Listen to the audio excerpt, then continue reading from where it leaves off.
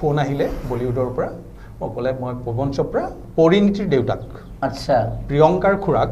তাৰমানে প্ৰিয়ংকাৰ দেউতাক আৰু পৰিণীতিৰ দেউতাক দুই ভাই বহুতে কৈছে এই কোৰ অসমীয়া ইমান ঢুকি পাব মোল্লা দৌৰ মছজিদ কামাল হাসানে তাক ইণ্টাৰভিউ দিব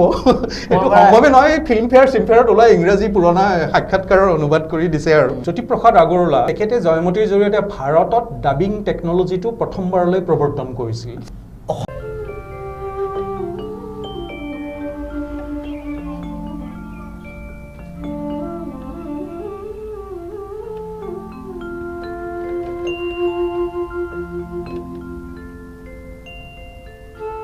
অসমৰ এগৰাকী বিশিষ্ট ব্যক্তিত্ব তেওঁ অসম তথা ভাৰতবৰ্ষৰ পৰিসীমা অতিক্ৰম কৰি সেইগৰাকী ব্যক্তিত্বৰ সৃষ্টিৰাজিয়ে লাভ কৰিছে বিশেষ সমাদৰ আৰু তেওঁ বিভিন্ন ক্ষেত্ৰত কাম কৰি আহিছে তেওঁক আমি ক'ব পাৰোঁ এগৰাকী ঔপন্যাসিক হিচাপে আমি জানো তেওঁ গল্পকাৰ হিচাপে কবি হিচাপে তেওঁ ভালেমান কবিতা সৃষ্টি কৰিছে নাটকৰ সৈতে তেওঁ জড়িত নাট্যকাৰ হিচাপে প্ৰবন্ধ লিখিছে তেওঁ বহু উন্নত প্ৰবন্ধ আৰু এগৰাকী অভিযন্তা হিচাপে তেওঁ নদী গৱেষণাৰ লগত জড়িত হৈ আহিছে আৰু চিনেমাৰ পৰিচালনা অভিনয়ত তেওঁ জড়িত হৈ আহিছে লগতে চিত্ৰনাট্যকাৰ হিচাপে তেওঁৰ অংশগ্ৰহণ আছে আৰু গণসংযোগত তেওঁৰ গৱেষণাত ৰত হৈ আছে এয়া হ'ল এগৰাকী ব্যক্তিৰ পৰিচয় কিন্তু ইমানতে শেষ হোৱা নাই আজি আমাৰ এই সাক্ষাৎ প্ৰসংগত এগৰাকী ব্যক্তিৰ যিগৰাকী ইতিমধ্যে আমাৰ ফ্ৰেমত আছে হয়তো আপোনালোকে বহুতে চিনি পায় সুদৰ্শন চেহেৰাৰ এগৰাকী সৃষ্টিশীল ব্যক্তিত্ব আৰু তেওঁৰ বহু কথা আমিও আজি বহু কথা অৱগত হৈছোঁ আৰু আপোনাক স্তম্ভিত হ'ব তেওঁৰ কথাবোৰ গম পায় হয়তো অসমৰ সংবাদ মাধ্যমত যিটো হাৰত চৰ্চা হ'ব লাগিছিল এইগৰাকী ব্যক্তিত্বৰ যিখিনি অৱদান আপুনি আচৰিত হ'ব আৰু আমি অনুষ্ঠানটোৰ নাম দিছোঁ গ্ৰন্থ ৰমন্থন কিন্তু গ্ৰন্থ ৰমন্থনৰ সমান্তৰালভাৱে তেওঁৰ আৰু বহু কথাৰ আজি ৰমন্থন হ'ব এয়া আমাৰ অনুষ্ঠানলৈ আমি আমন্ত্ৰণ জনাই আনিছোঁ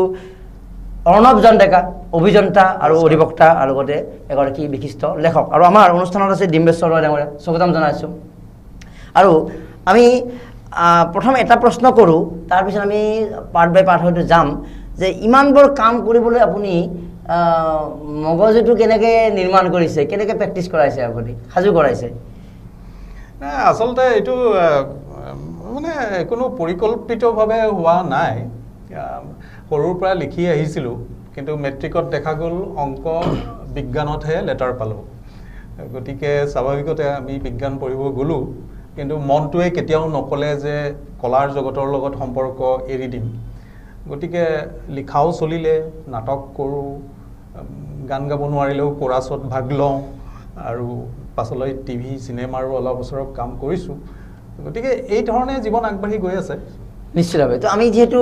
কেমেৰাৰ সন্মুখত ইতিমধ্যে দেখা পাইছে মাষ্টাৰ ফ্ৰেমৰ আমাৰ যে ভালেসংখ্যক কিতাপ ইয়াতো কম আছে তেওঁ ইতিমধ্যে প্ৰায় 1.5 শতাধিক গ্ৰন্থ ৰচনা কৰিছে আৰু মাজে মাজে কিছুমান তথ্য আমি অৱগত কৰাম আমি মূল কথালৈ যোৱাৰ বাবে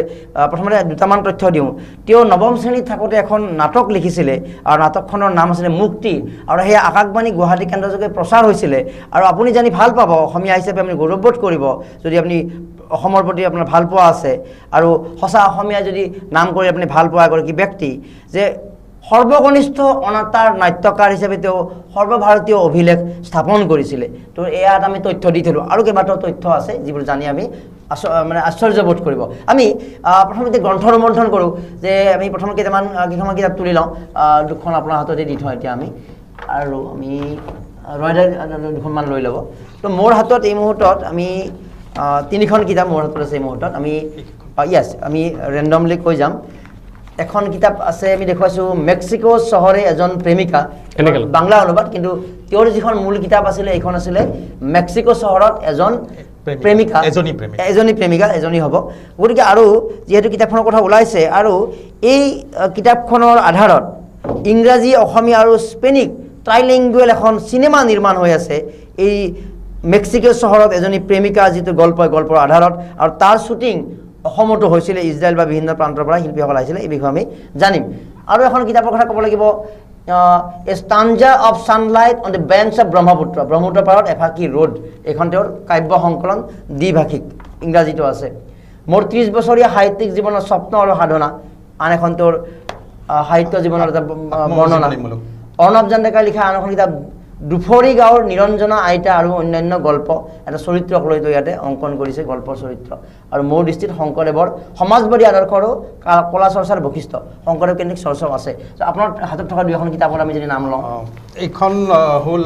ব্ৰহ্মপুত্ৰ এণ্ড বিয়ণ্ড এইখনত আমি আন্তৰ্জাতিক ক্ষেত্ৰত কি সহযোগিতামূলক কাম কৰিছোঁ ইতিমধ্যে তাৰ অলপ আত্মজীৱনীমূলক বৰ্ণনা ইংৰাজীত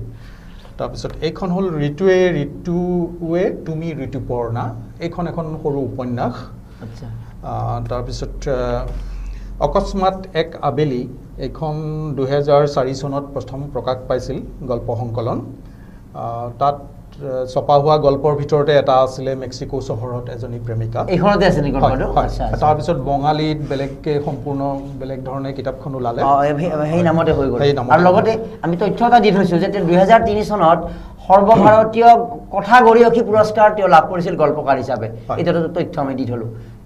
আৰু এইখন মোৰ আমেৰিকান এগৰাকী কৌৰ অথৰৰ লগত মই ইংৰাজীত এখন কিতাপ ওলাইছিলোঁ আৱাৰ চেৰি বুলি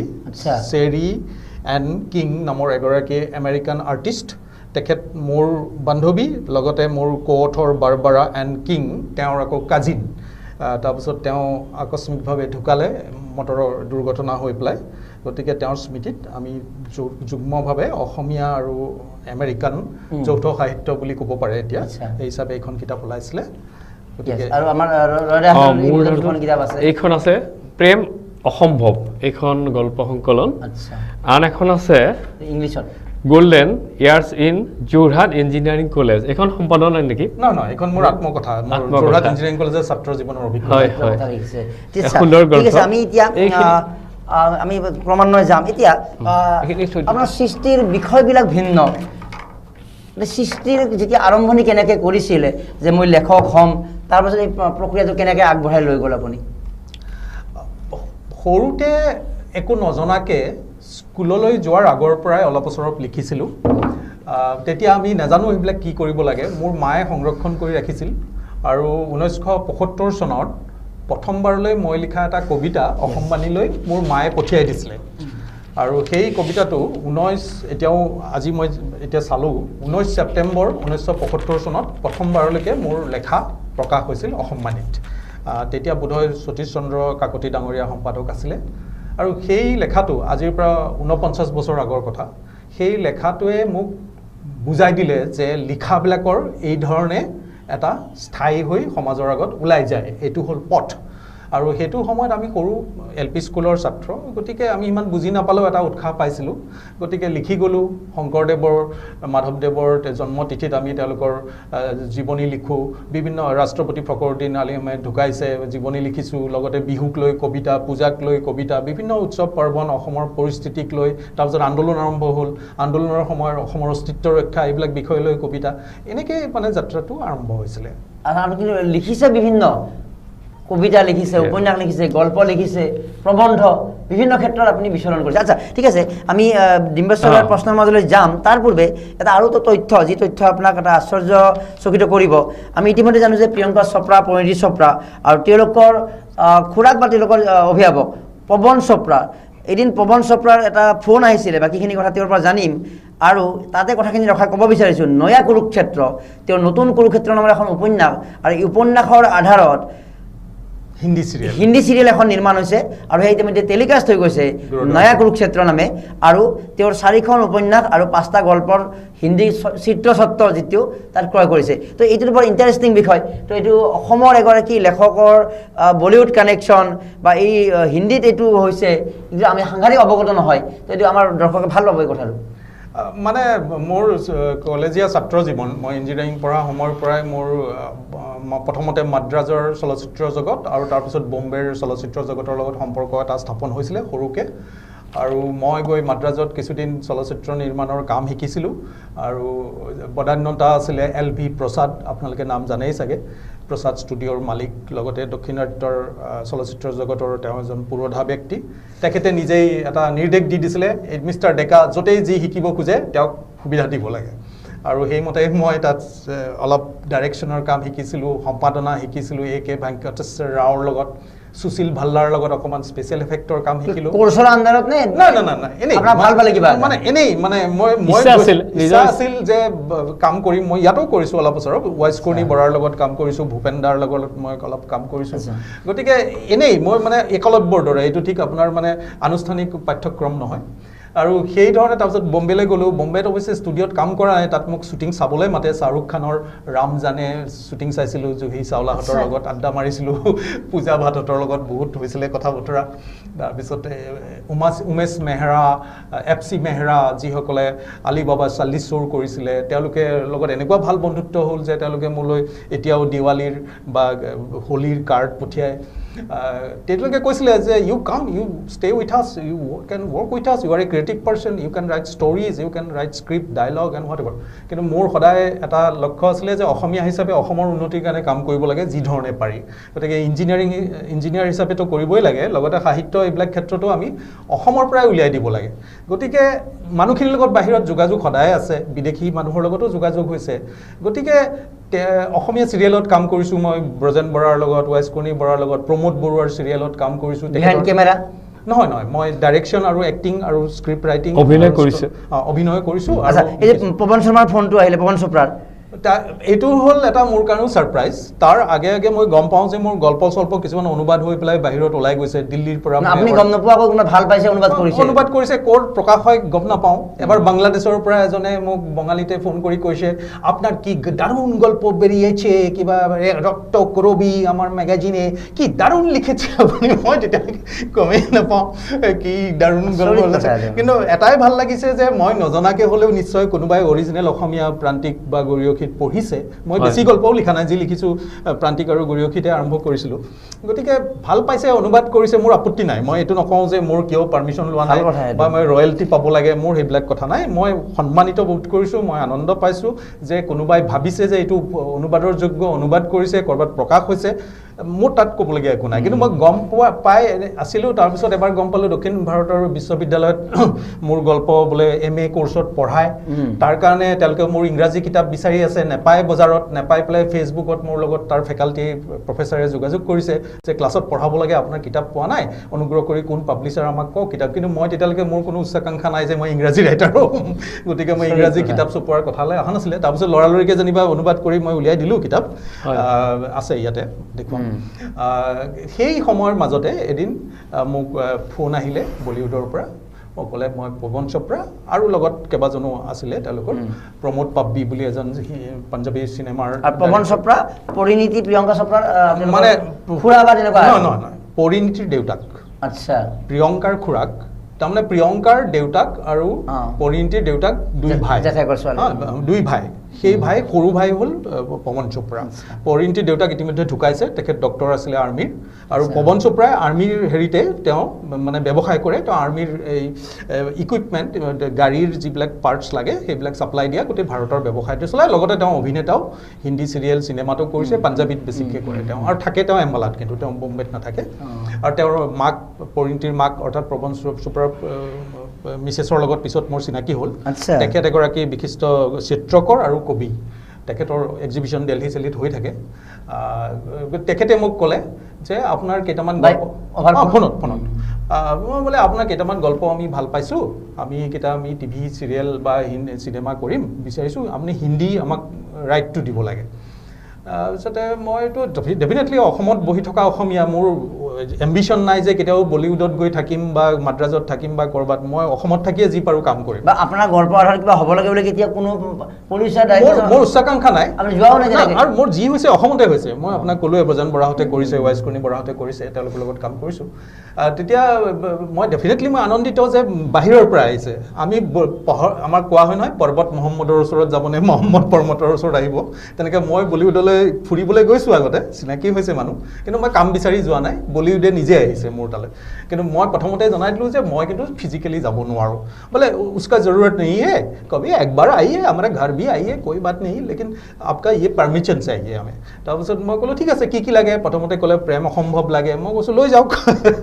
তাৰপিছত ক'লে যে আৰু কিবা গল্প লাগে কৈ যাওক। তাৰপিছত মই সুধিলে আৰু सुनाइए, बड़ा लंबा वाला कहानी कोई कुछ है क्या? নভেলৰ কথা সুধিছে এতিয়া মই ক'লোঁ যে দুখনমান মোৰ কিতাপ ওলাইছে কিছুমান মোৰ ধাৰাবাহিক হৈ ওলাইছে আৰু কিছুমান মই লিখি আছোঁ বা মোৰ আইডিয়াটো আছে এতিয়া মই অলপ ষ্টৰি লাইনটো শ্বৰ্টলি ক'ব নেকি এনেকৈ শুনাওঁতে মই নতুন তেতিয়া লিখি থকা নতুন কুৰুক্ষেত্ৰ বুলি কিতাপখন এতিয়াও ছপা হোৱা নাই এখন উপন্যাস এখন হয় সেইখন উপন্যাস তাৰ কাহিনীটো চমুকে ক'লোঁ তাৰপিছত আপোনাৰ প্ৰেম অসম্ভৱৰ কাহিনীটো ক'লোঁ যে সেইখনো মোৰ এতিয়া সম্পূৰ্ণ উপন্যাস হ'ব এখন তাৰপিছত তেওঁলোকে ভাল পালে পাই ক'লে যে ও ভি চাহিয়ে ইয়ে ভি চাহিয়ে কেতিয়াৰ কথা এইটো আজি 7-8 বছৰ আগৰ কথা ইয়ে ভি চাহিয়ে ও ভি চাহিয়ে তাৰপিছত মই ক'লোঁ ঠিক আছে লওক তাৰপিছত কথা বতৰা হ'ল বোলে আপুনি স্ক্ৰিপ্টটো লিখিব লাগিব আমিতো অসমীয়া ষ্টৰিটো বুজি নাপাওঁ ইংৰাজীত স্ক্ৰিপ্টটো লিখিব লাগিব সেইটো ক'লে মই কৈছোঁ ঠিক আছে মই হিন্দী ডায়লগবিলাক কেনেকুৱা হ'ব লাগে মই ইংৰাজীতে লিখি দিম আপোনালোকে বাকীখিনি আপোনালোকে যেনেকৈ কৰাব সেইবুলি হ'ল তাৰপিছত চুক্তিবদ্ধ মই সুধিলে যে পইচা কি ল'ব আপুনি আৰু মোৰ জীৱনৰ নীতিয়ে হ'ল এইটো যে মই লক্ষ্মী দেৱীৰ পিছত নাই মই সৰস্বতী দেৱীৰ পিছত আছোঁ মানে মই ক'লোঁ যে মই কেতিয়াও পইচাৰ কাৰণে লিখা নাই জীৱনত আৰু মই খাই চলি থাকিবৰ কাৰণে মোৰ ইঞ্জিনিয়াৰিং ডিগ্ৰী আছে লৰ ডিগ্ৰী আছে মোৰ কাৰণে চাফিচিয়েণ্ট কৈছে নাই আমি পাঞ্জাবী মানুহ আমি শগুন দি পেলাইহে আৰম্ভ কৰোঁ এই বুলি মই তথাপিও একো পইচাৰ কথা নক'লোঁ তেওঁলোকে ক'লে ঠিক আছে আপোনাৰ বেংক একাউণ্টটো দিয়ক আমি শগুন দি পেলাই আমি কামটো আৰম্ভ কৰোঁ তাৰপিছত তেওঁলোকে মোৰ বেংক একাউণ্টত এনেকুৱা পইচা ভৰাই দিছে শগুন আচল আমাৰ দাম দৰ হোৱাই নাই মানে শগুন পাঞ্জাবী যিটো শগুন শব্দ সেই পইচাখিনি মই মানে অসমীয়াত ইমান বছৰ লিখি আজি 49 বছৰ হ'ল সিমানখিনি ধন মই উপাৰ্জন কৰা নাই সম্পূৰ্ণ তাত এটা শগুনত মোক যিখিনি ধন দিছে গতিকে মোৰ পুৰস্কাৰ মই পায়ে গ'লোঁ মই ধনৰ পৰিমাণলৈ কোৱা নাই মই কৈছোঁ যিটো সন্মান দিছে তেওঁলোকে মই নিবিচৰাকৈ তাৰপিছতে এইটো নহয় চুক্তিবদ্ধ কৰাবলৈ মোক ক'লে যে আপ আমাৰ ঘৰ আই যায়ে আপ দেখিলে যে মই পইচা বিচৰা মানুহ নহয় তেওঁলোকে বুজি পালে যে ই বলিউড ষ্টাইলৰ ৰাইটাৰ নহয় ইয়াক অলপ সন্মান দিব লাগিব যে আমাৰ ঘৰ আইয়ে আপ মই কৈছোঁ ঠিক আছে বন্ধ পালে এইবুলি তেওঁলোকে মোৰ প্লেনৰ টিকেট দি গুৱাহাটীৰ পৰা দিল্লী হৈ আম্বালাত অৰিজিনেল ঘৰ তেওঁলোকৰ পৈতৃক ঘৰ তাত লৈ গ'ল ধুনীয়াকৈ ৰাখিলে ফুৰালে মোক সুধিলে আৰু ক'ত যাব মই ক'লোঁ যে মই পাটিয়ালা ইউনিভাৰ্চিটিত যাব বিচাৰোঁ তেতিয়া আকৌ পাটিয়ালাৰ আগৰ ৰজা তেখেত তেতিয়া পাঞ্জাৱৰ মুখ্যমন্ত্ৰী হৈ আছে নামটো পাহৰিলোঁ অকণমান কংগ্ৰেছৰ ক'লে যে তেখেতক লগ কৰিব নেকি মই কৈছোঁ নহয় পাটিয়ালা পাঞ্জাবী ইউনিভাৰ্চিটিত আমাৰ অসমৰ পৰা শংকৰদেৱ চেয়াৰ এখন আছিলে মহেন্দ্ৰ মোহন চৌধুৰীৰ ৰাজ্যপাল থাকোঁতে এতিয়া কিন্তু বন্ধ মই কেৱল এজন জানিব বিচাৰোঁ অসমীয়া হিচাপে কিয় বন্ধ কৰিলে আমাৰ অসমীয়া মানুহক কিবা বেয়া পাই বন্ধ কৰিলে নে শংকৰদেৱক বেয়া পাই বন্ধ কৰিলে এইটোৱে কথা তেওঁলোকে ক'লে যে এইটোতো আপোনাৰ ডাঙৰ কথা ডাঙৰ আপোনাৰ এটা গ্ৰেটনেছ আৰু আপোনাকতো কোনো ৰাইজে পাৰ্মিশ্যন বা প্ৰতিনিধিত্ব কৰিবলৈ দিয়া নাই মই কৈছোঁ এইটো কথা নহয় মোৰ চেণ্টিমেণ্ট মই আহিছোঁ যেতিয়া নিজে গাড়ী মটৰ দি পেলাই প্ৰফেচাৰ নাই এইবিলাকতো বাহিৰা কথা চলি আছে তাৰ মাজতে আমাৰ মূল যিখিনি কাম সেইটো চুক্তিবদ্ধ হ'ল কিন্তু আজিলৈকে মই পইচা কোনো ডিমাণ্ড কৰা নাই তেওঁলোকে মাজে মাজে মোৰ বেংকত কিবা কিবি ভৰাই দি থাকে কিন্তু তেওঁলোকে ক'লে যে আপকো হিন্দী ডায়লগ ভি লিখনা হে যেতিয়া মই ইংৰাজী স্ক্ৰিপ্টটো দিলোঁ ক'লে যে হিন্দী ডায়লগ প্ৰথম আমি নয়া কুৰুক্ষেত্ৰখনে লিখিলোঁ ক'লে মই ক'লোঁ মই ভাল হিন্দী নাজানো আমাৰ অসমত ইমান হিন্দী চৰ্চা নহয় ক'লে যে আপুনি যিটো বুজে আমাৰ লগততো এতিয়া কথাই পাতি আছে হিন্দীটো পাতিছোঁ ইংৰাজীটো ক'লে এনেকৈ লিখি দিলে হ'ব তো সেইমতে মই লিখি দিলোঁ আৰু ভাবিলোঁ তেওঁলোকক ক'লোঁ যে ভাল সাহিত্যিকৰ পৰা হিন্দী ডায়লগ ৰাইটাৰ আছে বলিউডত বহুত যে ভালকৈ লিখাই ল'ব কিন্তু দেখিলোঁ আল্টিমেটলি যে যেতিয়া টিভিত বাজিলে দূৰদৰ্শনত এইটো দূৰদৰ্শন আমাৰ DD1 চেনেল যিটো ভাৰত চৰকাৰৰ যিটো প্ৰচাৰ ভাৰতীৰ দূৰদৰ্শনৰ number 1 channel all India national network বুলি কয় DD নেশ্যনেল ইণ্ডাষ্ট্ৰীৰ মানে এক্টৰ ডাইৰেক্টৰ গোটেইখিনি প্ৰমোদ পাৰ্বি যিজনে হিন্দী চিৰিয়েল বহুত কাম কৰিছে পাঞ্জাবী চিনেমাৰ তেখেত এজন ডাঙৰ অভিনেতা আৰু পৰিচালক তেখেতে এই চিৰিয়েলখন পৰিচালনা কৰিলে ক্ৰেডিট লাইনত আপোনাৰ নাম তিনিবাৰ আছে মোৰ নাম মই দেখিলোঁ তিনিবাৰ আছে এবাৰ প্ৰথম মোৰ কাহিনীৰ কাৰণে নাম দিছে এবাৰ মোক মানে dialogue writer Hindi dialogue writer নাম দিছে আকৌ মোক এছ'চিয়েট ডাইৰেক্টৰো বনাই দিলে তাক মানে বলিউডৰ প্ৰজেক্টৰ মই এছ'চিয়েট ডাইৰেক্টৰ হৈ গ'লোঁ যিটো মই কোনো দাবীও কৰা নাই বা মোৰ কোনো ঠিক আছে তো এইটো এটা আচৰিত কথা অসমৰ এগৰাকী ৰাইটাৰ তেওঁ কিন্তু জমা দিব যোৱা নাই একো কৰিব যোৱা নাই তেওঁৰ গল্প ক'ৰবাত অনুবাদ হৈছে আৰু এনেকুৱাকৈ পৰিণীতৰ পৰা দেউতাক বা তেওঁলোকৰ পৰিয়ালৰ প্ৰডাকশ্যনৰ পৰা এইদৰে তাৰ আধাৰত নিৰ্মাণ হৈছে আৰু তেওঁক এতিয়া পাৰিশ্ৰমিকো দিছে এইটো এটা ডাঙৰ কথা আচলতে এতিয়া আমি অলপ আনুষ্ঠানিক প্ৰশ্নৰ মাজলৈ যাওঁ আমি ডিমেশ্বৰক একবাৰ প্ৰশ্ন কৰিব ইতিমধ্যে অৰ্ণৱদাৰ সম্পৰ্কত যথেষ্ট কোৱা হৈছে যিয়েই নহওক তেখেত এগৰাকী সৃষ্টিশীল লেখক এই সৃষ্টিশীল লিখিবলৈ যাওঁতে তেখেতক কেনেকৈ অনুভৱ কৰে কাৰণ সৃষ্টিশীল মুহূৰ্তটো এইটো খুব জটিল আনন্দদায়ক আৰু বিষাদো আৰু তেখেতে এই সৃষ্টিশীল কামত জড়িত হৈ থাকোঁতে কেনেকুৱা অনুভূতি অনুভৱ কৰে এইখিনি আমাক জনালে মই লিখিব মই নোৱাৰোঁ, মানে মই তাগিদাত লিখিব নোৱাৰোঁ যে আজিকালি যিটো তাগিদা সাহিত্য বুলি মই চমুতে কৈ থৈ দিওঁ যে পূজা সংখ্যাৰ আলোচনীত এটা দিয়ক, কাইলৈৰ ভিতৰত দিব লাগিব, এটা গল্প দিয়ক, পৰহিলৈ ভিতৰত দিব লাগিব, কবিতা, মই তেনেকৈ লিখিব নোৱাৰোঁ, সঁচা কথা কৈছোঁ। সেইকাৰণে মোৰ লিখা অলপ কম ছপা। মোৰ আন্তৰিক এটা তাগিদা আহিব লাগিব অন্তৰত, আৰু সেইটো কিবা এটা ঘটনা বা কিবা এটা বিষয়ে এটা মোক আলোড়িত কৰিব লাগিব মানসিকভাৱে, অস্থিৰতাত ভুগিলেহে মই লিখিব পাৰোঁ। আৰু সেইকাৰণে মই দুখ যন্ত্ৰণাও দেখিছোঁ, তাৰো লিখিছোঁ, সুখ আনন্দ দেখিছোঁ, তাৰ ওপৰতো লিখিছোঁ, কিন্তু কিবা এটা তাৰ অন্তৰ্নিহিত এটা কিবা বক্তব্য থাকিব লাগিব। বক্তব্য প্ৰপাগাণ্ডা ঠিক নহয়, মই প্ৰপাগাণ্ডাও আছে, মই প্ৰবন্ধ পাতি এইবিলাকত লিখিছোঁ, কিন্তু যেতিয়া সৃষ্টিশীল কাম কৰোঁ, গল্প বা উপন্যাস, মই এটা এইটোৰ শেষ ফলটো কি হ'ব, সমাজৰ কাৰণে কল্যাণমুখী হ'বনে? হয় হয়, জনকল্যাণ। মানে এতিয়া ললিতা, ভ্লাদিমিৰ নৱকবৰ ললিতা, এজনী 13 বছৰীয়া ছোৱালীক এজন মধ্যবয়স্ক পুৰুষে ধৰ্ষণ আৰু শোষণ কৰা বুলিয়ে ক'ব পাৰোঁ আমি, সেইটোৰ বৰ্ণনাৰে গোটেইখন এখন ক্লাছিক নভেল বুলি কয়। কিন্তু মই সেইখন সম্পূৰ্ণকৈ পঢ়িব পৰা নাই, মই নোৱাৰোঁ, বা মই সেইখন পঢ়ি ৰস ল'বও নিবিচাৰোঁ। গতিকে মোৰ লক্ষ্যটো বা মোৰ টেষ্টটো তেনেকুৱা ধৰণৰ। মোক মানে সমাজক আমি বেয়া মানুহ এজনৰ কথাও ক'ম, বেয়া ঘটনা এটাও ক'ম, কিন্তু শেষত মানুহে বুজি পাব লাগিব যে সেইটো বেয়া, সঁচাকৈ বেয়া, সেইটো গ্ল'ৰিফাই কৰা হ'ব নোৱাৰে, সেইটো গৰিমানুমণ্ডিত কৰা ধৰণৰ হ'ব নোৱাৰে। গতিকে মদৰ কথা যেতিয়া আহে, দুৰ্নীতিৰ কথা আহে, তেনেকুৱা ব্যক্তিৰ ভাল গুণৰ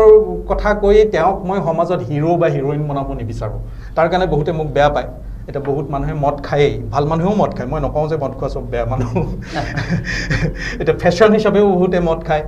কিছুমানে দুখ যন্ত্ৰণা পাহৰিব মদ খায়, কিছুমানে আনন্দ ফূৰ্তি কৰিবৰ কাৰণে মদ খায়। এতিয়া কিন্তু সকলো তেনেকুৱা মদ খোৱা মানুহৰ যদি দেখা যায় লেখক হিচাপে, কিন্তু সকলোৱে মোক বেয়াই পাব, কাৰণ মই মদক কেতিয়াও গৰিমামণ্ডিত কৰা নাই। এই ধৰণে মই দুৰ্নীতিৰ পৰা আমাৰ সমাজৰ দুখ দৰিদ্ৰ দুৰ্দশা জনজাতীয়সকলক কেনেকৈ মূল সুঁতিত মিলিবলৈ নিদিয়ে যদিও কৈ থকা হয়, আমি বিভিন্ন ডমিনেট কৰি ৰাখিব বিচাৰে নন ট্ৰাইবেল, এইবিলাক বিষয় লৈ পেলাই মই যেতিয়াই অন্তৰত তাগিদা অনুভৱ কৰিছোঁ আৰু লিখোঁ, আৰু লিখাৰ সময়ত কলমটো হাতত লোৱাৰ সময়ত মোৰ কাকো ভয় নালাগে, কাকো ভয় নকৰোঁ। ঠিক আছে,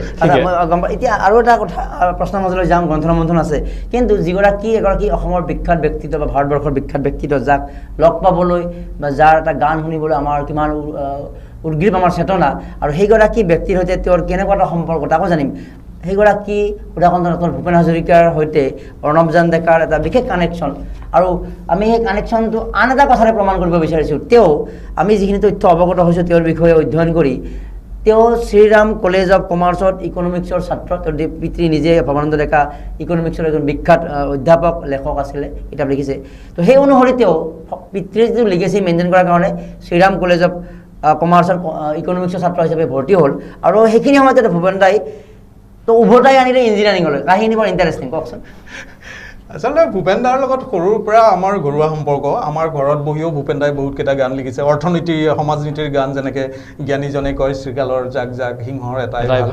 পৰিয়াল পৰিকল্পনাক লৈ, সেইটো আমাৰ ঘৰত হাৰমনিয়াম লৈ কাগজ কলম লৈ লিখা, দেউতাৰ লগত আলোচনা কৰি ইকনমিক ছ'চিয়েল ইছ্যুবিলাক। গতিকে আমি সৰুৰ পৰা সেইবিলাক দেখি ডাঙৰ হৈছোঁ। সেইবিলাক বৰ্ণনা, মোৰ এখন উপন্যাস লিখি আছোঁ ভূপেন দাৰ, তাৰ ওপৰত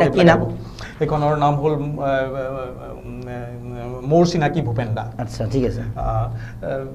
তাত গতিকে ভূপেন দাৰ লগত আৰু মোৰ মাৰ ফালৰ পৰা তেখেত অলপ সম্পৰ্কীয় হয়, মোৰ মাৰ ফালৰ পৰা। আৰু অসমত যেতিয়া ভূপেন দা প্ৰথম আমেৰিকাৰ পৰা ডিগ্ৰী লৈ ঘূৰি আহিছিল, তেতিয়া তেওঁ বামপন্থী হৈ অহা বুলি কোৱা হৈছিলে, যে অলপ আদৰ্শ। গতিকে অসমত মানে তেতিয়া নতুনকৈ স্বাধীন হোৱা অসম কংগ্ৰেছী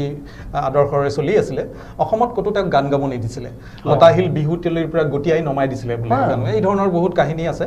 তেওঁ প্ৰথম গান গাবলৈ তাত শিকি অহা বা সাগৰ সংগমত এতিয়া যিবিলাক ক্লাছিক, সেইবিলাক গান অসমত তেওঁ ৰাইজক ৰাজহুৱাভাৱে শুনাবলৈ প্ৰথম সুযোগটো দিছিলে মোৰ দেউতা, তেতিয়া কটন কলেজৰ জেনেৰেল ছেক্ৰেটাৰী ষ্টুডেণ্ট ইউনিয়নৰ 1952-53 চনত। সেই সময়তে ভূপেন দা ঘূৰি আহিছে 52 আৰু প্ৰথম অনুষ্ঠানটো ভূপেন দাক কটন কলেজত পাতিলে। ভূপেন হাজৰিকা সন্ধিয়া, তাত বাণীকান্ত কাকতি, কৃষ্ণকান্ত সন্দিকৈ, সূৰ্য কুমাৰ ভূঞাকে ধৰি, অম্বিকা ৰায় চৌধুৰীকে ধৰি, ৰঘুনাথ চৌধুৰীকে ধৰি অসমৰ যিখিনি প্ৰসিদ্ধ ব্যক্তি আটাইকে মাতি তেওঁলোকৰ সন্মুখত ভূপেন দাক সন্ধিয়াত গান গাবলৈ দি দিলে। যেতিয়া তেওঁক গান বিহুৰ কাষত, বিহুৰ অনুষ্ঠানত আধা ঘণ্টাও গান গাবলৈ নিদিয়ে, গতিয়াই নমাই দিছিলে। সেইকাৰণে দেউতা যদিও ছাত্ৰ তেতিয়া ভূপেন দা আহি ইউনিভাৰ্চিটিৰ প্ৰফেচাৰ Yes. হ'লেও তেওঁলোকৰ মাজত এটা বন্ধুত্ব হ'ল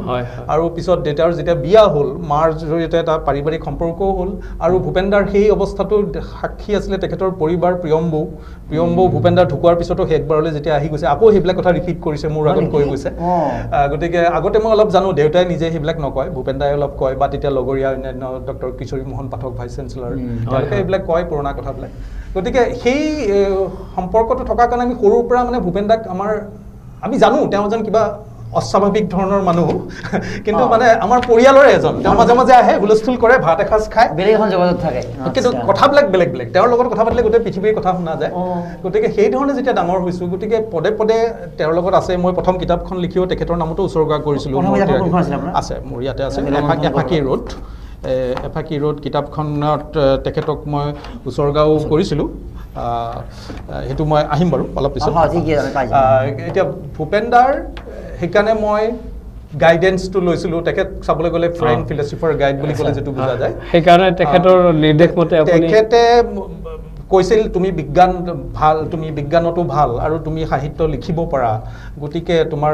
সংস্কৃতিৰ লগতো সম্পৰ্ক গতিকে তুমি বিজ্ঞানসন্মতভাৱে আৰু আগবাঢ়ি যোৱা তোমাৰ কামবিলাক প্ৰণালীবদ্ধ হ'ব ছায়েন্সত আমি অৱশ্যে চিষ্টেমেটিকেলি চলিব লাগে সেইমতে মই কটনত পঢ়িলোঁ মেট্ৰিকত যেতিয়া বিজ্ঞান আৰু অংকত লেটাৰ পালোঁ কটনত বিজ্ঞানে পঢ়িলোঁ কিন্তু তাৰপিছত মই ভাবিলোঁ যে নাই মোৰ দেউতাৰ লাইনটো লোৱা উচিত আৰু অৰ্থনীতিটো লৈ ভাৰতৰ যিহেতু অৰ্থনীতি দুৰ্বল অসমৰ এইটো সবল কৰিবলৈ আমাৰ অলপ উচ্চ পৰ্যায়ৰ গৱেষণা বা নীতি নিৰ্ধাৰণ দৰকাৰ কিন্তু সেই বুলি মই দিল্লীত গ'লোঁ আৰু মোৰ সৌভাগ্য আছিলে ভাৰতৰ এখন শ্ৰেষ্ঠ কলেজ শ্ৰীৰাম কলেজ অফ কমাৰ্চত এডমিশ্যন পাইছিলোঁ কিন্তু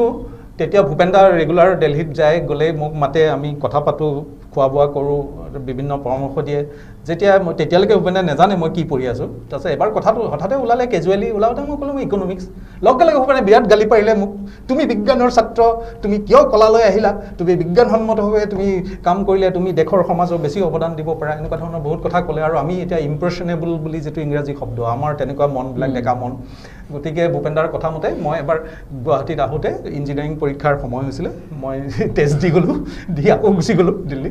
তাৰপিছত যেতিয়া ৰিজাল্ট ওলাইছে দেউতাক মই ৰোল নম্বৰটো দিছিলোঁ দেউতাই খবৰ দিলে ইঞ্জিনিয়াৰিং ৰিজাল্ট দিছে কি কৰ তেতিয়া ভূপেন দা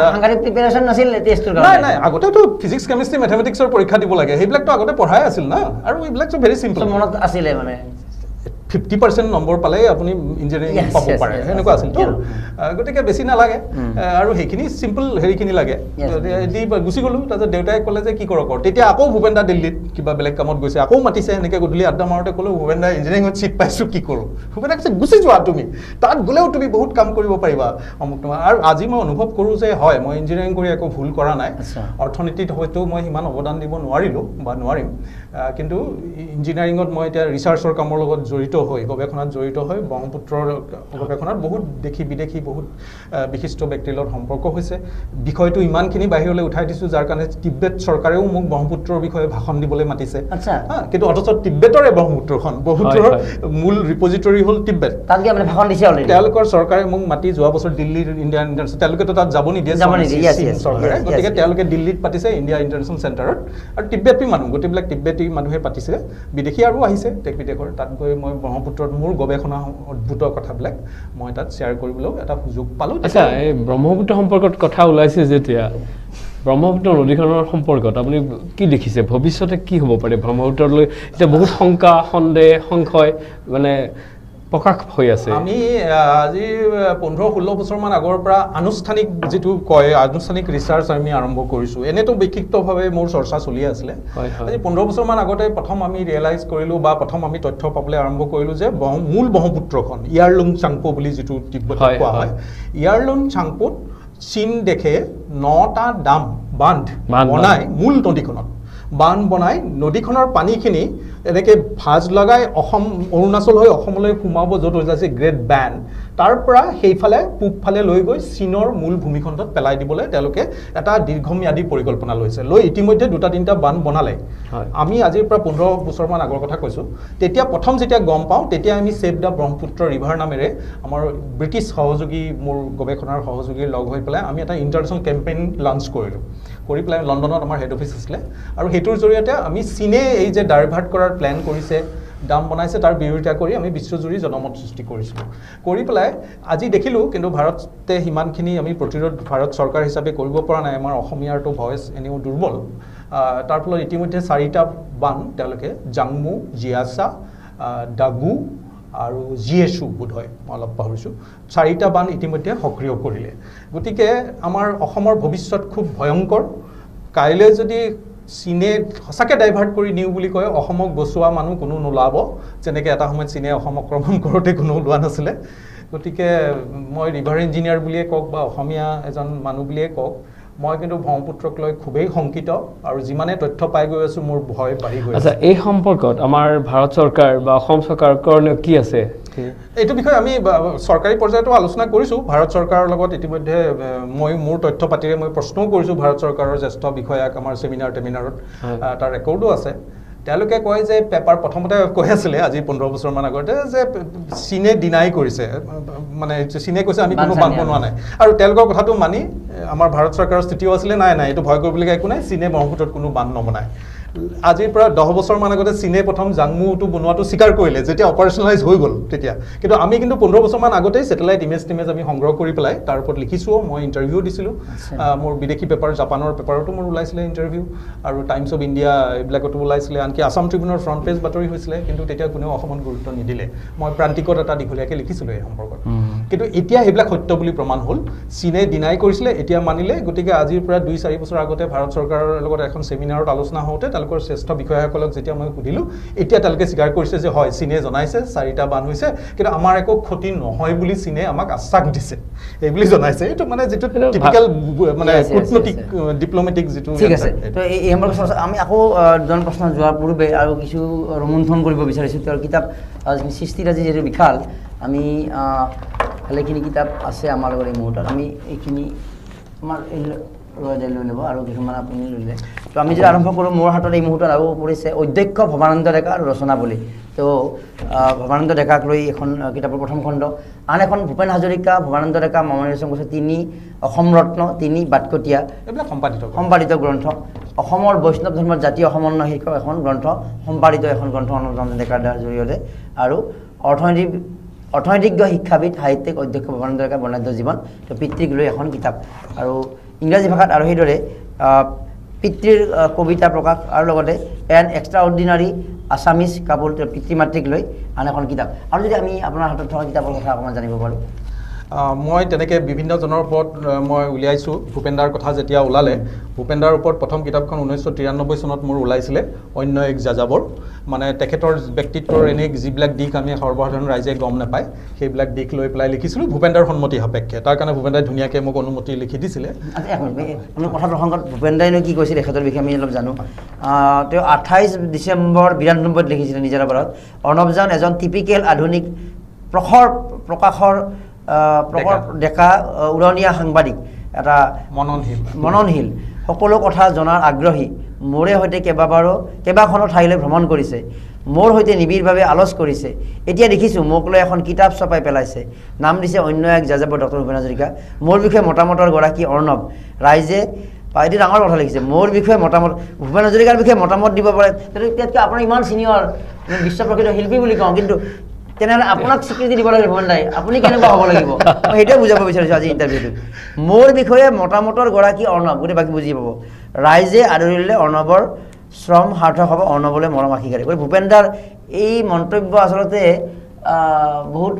সাংঘাতিক উৎসাহজনক কথা আচলতে ভূপেনদাই এটা কথা মোক সদায় কৈছিলে তেখেতৰ এটা গানো আছে ভুল যদি হয় সৃষ্টিত মোৰ তুমি হোৱা চিন্তিত সমালোচনাৰ অগণিৰে পৰি মোক কৰা উন্নত ভূপেনদাক যিবিলাকে খুব তোষামত কৰি থাকে ভূপেনদাই তেওঁ জানে সেইকাৰণে মোক কয় পিছত যে ৰবি শংকৰে যিটো পদ্ধতি মোক শিকালে মই সেইমতে চলোঁ সেৱা কৰিবলৈ আহিহে ভৰিখন আগবঢ়াই দিবা হা সেইখিনিতে শেষ তাৰ লগত সম্পৰ্ক তাতে শেষ কিন্তু মই তেওঁকে সন্মান কৰিম যিজনে মোৰ চকুত হয় হা মোৰ যদি দোষ হৈছে মোৰ ভুল হৈছে সেইখিনি আঙুলিয়াই দিব পাৰে তোমালোক যদি হোৱা তেনেকুৱা হ'বা হা কিন্তু তোষামতকাৰী নহ'বা ভূপেনদাৰ লগতে সৰুৰ পৰা থাকিও সেইকাৰণে ভূপেনদাক কেতিয়াও তোষামত কৰা নাই মই গালিও পাৰিছোঁ তেওঁ যেতিয়া হিতেশ্বৰ শইকীয়াক বেষ্ট চিফ মিনিষ্টাৰ কৈছিলে এটা সময়ত তেতিয়া মই সমালোচনা কৰি বহুত লিখা মেলা কৰিছোঁ তাৰপিছতে তেওঁ বিজেপি বুলি নকওঁ ৰাজনৈতিক দলত যোগদান কৰি যেতিয়া আগৰ ৰাজনৈতিক ভাৱাদৰ্শৰ সম্পূৰ্ণ বিপৰীত স্থিতি লৈছে তেতিয়াও মই সমালোচনা কৰিছোঁ বা তেখেতৰ লিখাৰ যেতিয়া অনুবাদ হয় বুঢ়ালৈত ব্ৰহ্মপুত্ৰক লৈ গাইছে কিন্তু হিন্দী বা বঙালীত গালে সদায় গংগা কৰি পেলায় তেওঁ কোনো তেওঁৰ অসমৰ বাহিৰত তেওঁ ব্ৰহ্মপুত্ৰক লৈ লিখা এটাও হিন্দী গান বা এটা বঙালী গান নাই যদিও আমি অসমত দাবী কৰোঁ যে তেওঁ ব্ৰহ্মপুত্ৰক বিশ্ববিখ্যাত কৰিলে বা ভাৰত বিখ্যাত কৰিলে এনেকুৱা ধৰণৰ বহুত কথা আছে যিবিলাক লৈ মই ভূপেন দাক মানে মুখামুখিকৈ তেওঁক মই সমালোচনাও কৰোঁ তেখেতে মানি লয় যদিও সেইটোৱে তেখেতৰ জীৱন যাত্ৰা হৈ গ'ল হাজৰিকাটো তেখেতে বঙালীত চহীও কৰে হাজাৰিকা মই কৈছোঁ আপুনি হাজাৰীবাগত জন্মা হাজাৰিকা নেকি আপুনি অসমীয়া হাজাৰ মানুহৰ ওপৰত আহোমে পাতি দিয়ে হাজৰিকা হাজাৰজন পাইকৰ ওপৰত সেই ধৰণে বুজি পাইছোঁ ক'ৰবাততো কোবাপ কৰিবৰ কাৰণে সেইখিনি মানে সন্তুষ্ট কৰিবৰ কাৰণে যেনেকৈ ইয়াতে সুবিধাবাদী এটা মোদীয়ে আহি মাত্ৰ কি খবৰ আপোনালোকৰ বাক্য কৈ দিয়ে সেইটো কথাবিলাক আহি যায় আৰু এজ ডিফাৰেঞ্চটো সাংঘাতিক না মোৰ দেউতাতকৈ ডাঙৰ মইতো ক'লোৱে প্ৰথমতে দেউতা ছাত্ৰ থাকোঁতে তেখেতে অধ্যাপক বিশ্ববিদ্যালয়ৰ তাৰমানে আপোনালোকৰ যিটো আপোনাৰ যিটো ব্ৰেইনৰ কেপাচিটিয়ে কওক বা ব্ৰেইনৰ এনভাইৰনমেণ্ট কওক তেওঁৰ লগত সেইটো এটা পাল্চ মিলি গৈছে কিবা এটা হয়তো পাইছিলে তেখেতে মই কেতিয়াও তবলা মই শিকিছিলোঁ তবলা গীটাৰ আমি সৰুৰ পৰা সাংগীতিক সেইবিলাক আমাৰ দেউতাহঁতে শিকাইছিলে কিন্তু ভূপেন দাৰ লগত কেতিয়াও তবলা বজাম বা গীটাৰ বজাম মোৰ উচ্চাকাংক্ষা নাছিলে কিন্তু ভূপেন দাক দেখিলোঁ আৰু বৰঞ্চ মোৰ ভাই দুটা ভাল মিউজিচিয়ান সিহঁতৰ বহুত এলবাম ওলাইছে কিন্তু ভূপেন দাক দেখিলোঁ সৰুৰ পৰা ফাংচনত মোকহে লৈ ফুৰায় মোৰ কাম এটাই ভূপেন দাৰ লগত একে গাড়ীতে যাওঁ বাহিৰত যদি হয় কৰবাৰ চাৰ্কিট হাউচত এটা VIP ৰুমত ভূপেন দা থাকিলে এটা VIP ৰুম ভূপেন দাই কৈ মোক দিয়াব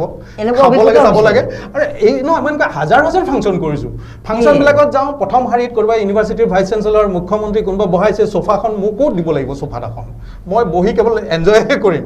তাকে ভূপেন দাই পিছত হাঁহি হাঁহি কয় দেখিছা ইয়াক দেখিছা আমি ইমান মূৰৰ মানে খাবলৈ যেতিয়া বহোঁ ফাংচনৰ শেষত আমি এইখিনি খাবৰ কাৰণে কিমান মূৰৰ ঘাম পেলাইছোঁ ইয়াক দেখিছা ই ষ্টেজত সোফাত বহি আছিল এতিয়া আমাৰ লগত সমান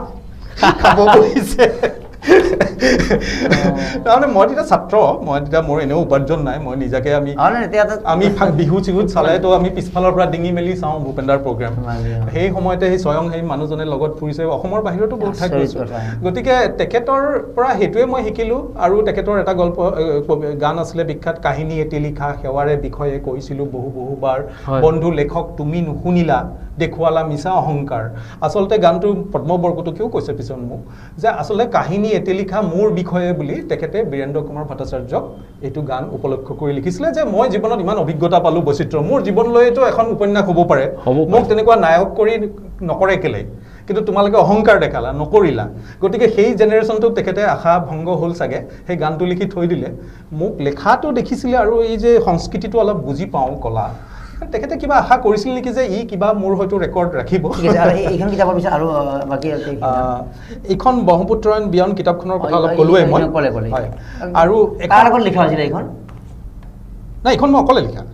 এইটো খালি প্ৰতীক ছবি হিচাপে দিছোঁ ব্ৰহ্মপুত্ৰ গৱেষণাৰ মোৰ প্ৰথম মোৰ সহযোগী আছিলে ব্ৰিটেইনৰ টেছ জয়ছ তেখেত ব্ৰিটিছ কবি আৰু এনভাইৰনমেণ্টেলিষ্ট গতিকে এই ফটোটো প্ৰতীক হিচাপে দিয়া হৈছে ব্ৰহ্মপুত্ৰত আমি নৌকা যাত্ৰা কৰি আছোঁ তাৰ অসমীয়া মেখেলা চাদৰ পিন্ধা তেওঁ এইটো দিয়া হৈছিলে আৰু ইয়াত বিভিন্ন দেশত বিভিন্ন আমি কি কাম কৰিলোঁ হলিউডৰ লগত কেনেকৈ আমি ডকুমেণ্টাৰী ফিল্ম কৰিলোঁ কিবা কৰিলোঁ আৰু ব্ৰহ্মপুত্ৰৰ ৰিচাৰ্চৰো বিভিন্ন জাপানৰ ইউনেস্কোৰ লগত কেনেকৈ সহযোগ কৰিছোঁ জাৰ্মানীৰ লগত সহযোগ কৰিছোঁ এনেকুৱা ধৰণৰ বিভিন্ন ধৰণৰ ইয়াত কাহিনী ফটো সহিতে আমি অলপ চলপ বৰ্ণনা কৰিছোঁ ইয়াত এইখন গ'ল আৰু এইখন হ'ল মোৰ প্ৰথম উপন্যাস ছপা হৈ ওলাইছিলে ইয়াৰো কাহিনী আছে এইখন মানে আমাৰ অসমৰ কিছুমান ক্লাব পশ্চিমীয়া ক্লাব আছে গোপন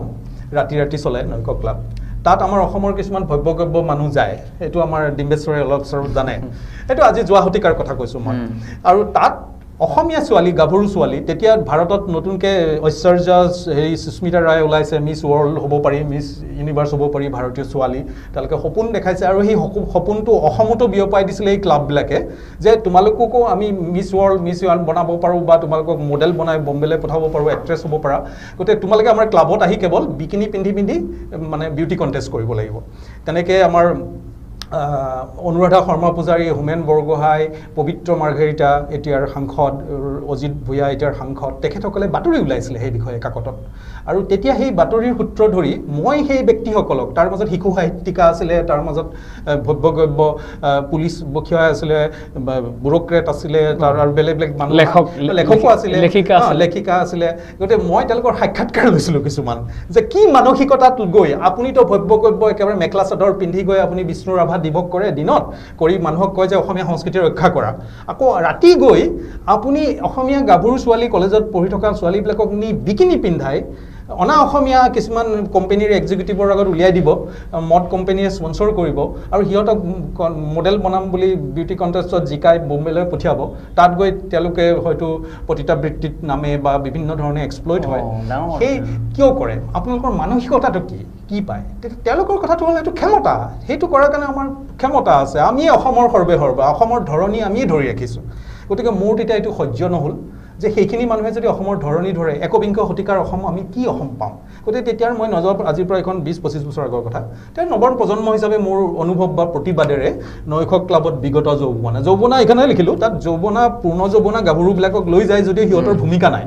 বিগত যৌৱনা যিবিলাক 50-60 বছৰ হ'ল তেওঁলোকেহে মুখ্য ভূমিকা লৈছে। গতিকে এইবিলাকৰ সঁচা কথাই আছে। গতিকে এইখন কিতাপ বেন হৈ গ'ল। বেন মানে এইটো চেঞ্চত বেন হ'ল। প্ৰকাশক আছিলে অসম বুক ডিপো, নাম কৈ দিওঁ মই এতিয়া, পাণবজাৰৰ বিশিষ্ট প্ৰকাশক। তেওঁলোকে কলিকতাত ছপালে। তেওঁলোকক গৈ এই লেখিকা দল এটাই গৈ কিতাপ ওলোৱাৰ আগতে বিজ্ঞাপন ওলাওঁতে গৈ তেওঁলোকে ক'লে কিমান পইচা লাগে আমি দিম, কিতাপখন নুলিয়াব। তেওঁলোকে ক'লে আমিতো খৰচ কৰিলোঁ, যদি যিমান খৰচ কৰিলে আমি ডাবল দিম, কিতাপ নুলিয়াব। এতিয়া সালমান ৰাজদিৰ মিডনাইট চিলড্ৰেন চাটানিক ভাৰ্চন ওলানে, তাততো এটা দেখ কথা যে আমাৰ ইছলাম ধৰ্মৰ ওপৰত আঘাত কৰিছে, গতিকে আমি সেইখন নিবিচাৰোঁ। কিন্তু ইয়াত সেইধৰণে তেওঁলোকে মুকলি প্ৰতিবাদ নহয়, তেওঁলোকে গৈ প্ৰকাশকক ক'লে। কোৱাৰ পিছত কিতাপখন ওলাল যদিও নিজৰ নাম দিবলৈ ভয় কৰিলে, কৰি কিবা নিশা প্ৰকাশন কলিকতাৰ নামত উলিয়ালে পিছত। গতিকে এইখন আছিলে সেইটো বিষয়ৰ। আৰু এইখন ওলোৱাৰ পিছত বহুত ভাবুকি পাইছিলোঁ, মই নোপোৱা নহয়। নাৰীবাদৰ নৰক বুলি মোৰ সেইকাৰণে গল্প কিতাপ এখনে উলিয়ালোঁ। তাৰপিছত এইখন মানে বুক ফেয়াৰত ওলাব নিদিলে, গুৱাহাটী বুক ফেয়াৰ আছিলে, তাত টাৰ্গেট কৰা হৈছিলে, তাত ওলাব নিদি তেওঁলোকে এনেকৈ মনে মনে বন্ধ কৰি দিলে। কাৰণে তাৰে প্ৰতিবাদ কৰি এই যে মই ইণ্টাৰভিউ লৈছিলোঁ নাৰীসকলৰ, আমাৰ লেখিকা যিসকলে মানে এই অনুষ্ঠান চলায়, সেই প্ৰতিগৰাকী নাৰীৰ ইণ্টাৰভিউৰ ভিত্তিত এটা গল্প লিখিলোঁ লৰালৰিকৈ। এসপ্তাহত নাৰীবাদৰ নৰক বুলি এইখন কিতাপ, তাত সেই বাতৰিবিলাকক দি পেলাই ব্লেক এণ্ড হোৱাইট ওলাই দিলোঁ। এইখন চুপাৰিত হৈ গ'ল। আজিও মানুহে বিচাৰে, 2টা সংস্কৰণ ওলাই গ'ল নাৰীবাদৰ নৰক, আজিৰ পৰা 25 বছৰ আগতে। মই এতিয়া আগ্ৰহ কৰা নাই, কিন্তু ওলাব পাৰে। গতিকে লেখক হিচাপে মই ভাবিছোঁ যে এই ধৰণে আমি ভূমিকা লোৱা উচিত। এইখন হ'ল ঋতুৱে তুমি ঋতুপৰ্ণা। এইখনৰ এটা বিশেষত্ব কৈ লওঁ, মালালা ইউছুফজাই বুলি ছোৱালীজনী আছিলে,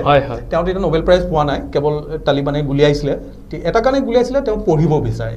এজনী ছোৱালীৰ শিক্ষা ল'ব ওলোৱাৰ কাৰণে যদি জীৱন দিবলগীয়া হয়, তেনেকুৱা ধৰণৰ ঘটনা অসমতো নহয় নেকি? তালিবান বা এই ধৰণে গুলিওৱা ঘটনা হয়তো নহ'ব পাৰে, কিন্তু মানসিকতা আমাৰ বেলেগ নেকি? আমাৰো যে জাত পাতৰ বিভাজন আছে,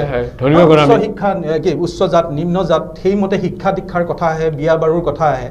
তাত এই যে তথাকথিত শিক্ষিত মানুহ, ইউনিভাৰ্চিটি কলেজৰ প্ৰফেচাৰ ৰেংকৰ মানুহেও নিজৰ ল'ৰা ছোৱালী, বামুণজনে নিজৰ ছোৱালী বিয়া দিব লাগে, এই বামুণ ল'ৰা এটা বিচাৰচোন, বা আমাৰ জাতৰ কলিতা বিচাৰচোন, এইবিলাক যে আছে তাৰ প্ৰতিবাদ কৰি এইটো বিৰুদ্ধে মোৰ এখন উপন্যাস আছিলে। আৰু প্ৰদীপ চলিহা আছিলে অসমৰ এজন বিশিষ্ট শিল্পী। তেওঁ বহুতৰ শিক্ষক, যে ইন্দিৰা পিপি বৰাৰ তেওঁ মোমায়েকে আছিলে। ইন্দিৰা পিপি বৰাক তেওঁৱেই শিকাইছিলে, তেওঁৱেই ভাৰতনাট্যমো শিকাইছিলে, সত্ৰীয়াও শিকাইছিলে। কিন্তু পাছত মই দেখিলোঁ যে গুৰুক চাৰাই ভাগিনীয়ে গৈ